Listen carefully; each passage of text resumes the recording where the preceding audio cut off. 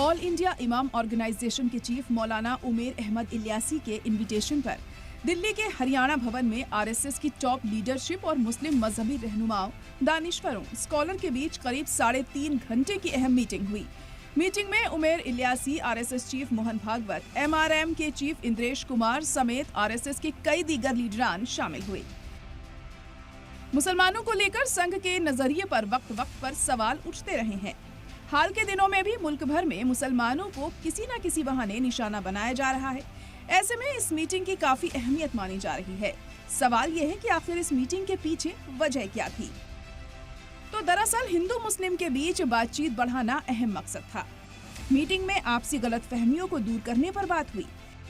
बातचीत के जरिए दूरियां खत्म करने की कोशिश की जाएगी। एक दूसरे से मिलकर बातचीत से हल निकालने पर जोर दिया जाएगा।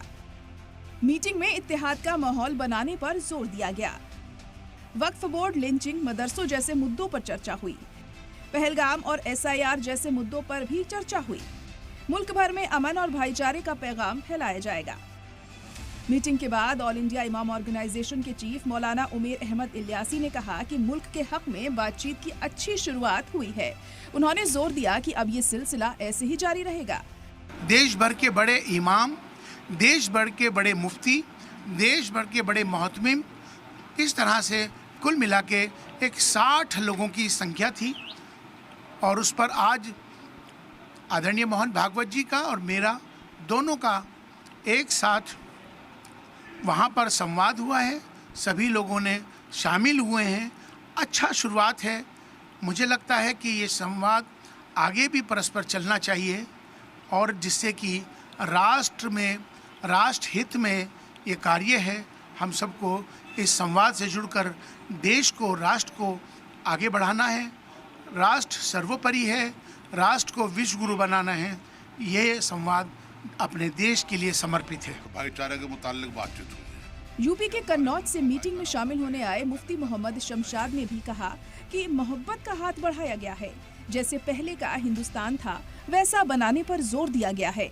3 घंटे ये मीटिंग चली, किन किन मुद्दों पर बात हुई? आपको लगता है कि इससे आगे आने वाले दिनों में एक पॉजिटिव रिस्पांस देखने को मिलेगा मुल्क भर में? जो बात हुई है वो हमने पहले पिछली कुर्बतें याद दिलाई कि हम लोग हिंदुस्तान में कैसे थे, आपस में क्या ताल्लुकात थे हमारे। हम लोग सारे मज़ाहिब के लोग एक गुलदस्ते की तरह रहते थे। वही याद दिलाते हुए हम लोगों ने मोहब्बतों के लिए हाथ बढ़ाया है। मोहन भागवत जी ने क्या कहा फिर? उन्होंने कुछ कहा कि अगर आपने ये सिलसिला शुरू किया है तो इससे इंशाअल्लाह फ़ायदा होगा। आपको लगता है कि आने वाले दिनों में जो चीज़ें हुई हैं वो बेहतर होंगी? आने वाले दिनों में कुछ ऐसी बातें जो आपस में खलफशार पैदा कर रही थी उनका हम सुधार करने की कोशिश करेंगे। ये सब बोला कि मुसलमानों को लेकर जिस तरीके की चीज़ें हो रही हैं, जिस तरीके का माहौल है, उस पर भी आप लोगों की बात है? हाँ, ये कि मुसलमानों के दरमियान जिन चीज़ों की बात आ रही है कि वो उनको तकलीफ़ है, उनको जिस बात से जो है अज़ियत हो रही है, उन बातों को दूर किया जाएगा। वहीं मौलाना अब्दुल सलाम और मोहम्मद लुकमान ने भी बताया कि मीटिंग में मौजूदा हालात पर चर्चा हुई। मस्जिद, मदरसे, दरगाहें, बुलडोजर, मॉब लिंचिंग जैसे मुद्दों पर बातचीत हुई है। भाईचारे के मुताल्लिक बातचीत हुई है कि हमारे मुल्क में भाईचारा होना चाहिए, जैसे पहले था वैसा होना चाहिए।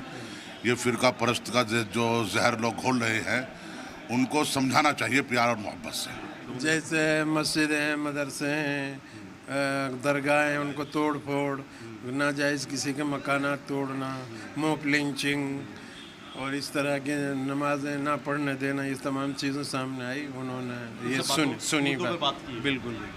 हालांकि आरएसएस और मुस्लिम रहनुमाओं की ये कोई पहली मीटिंग नहीं थी। इससे कबल सितंबर 2022 में मोहन भागवत ने कई मुस्लिम मजहबी रहनुमाओं से मुलाकात की थी। तब मीटिंग में ज्ञानवापी तनाज़ा, हिजाब तनाज़ा और पॉपुलेशन कंट्रोल जैसे मुद्दों पर चर्चा हुई थी। इस दौरान मोहन भागवत दिल्ली के एक मस्जिद में भी गए थे और एक मदरसे का भी दौरा किया था। अब सवाल यह है कि जमीन पर मुसलमानों को भागवत का मंत्र कितना काम आता है, ये देखने वाली बात होगी। सलाम टीवी के लिए सैयद मुबश्शिर के साथ नदीम अहमद की रिपोर्ट।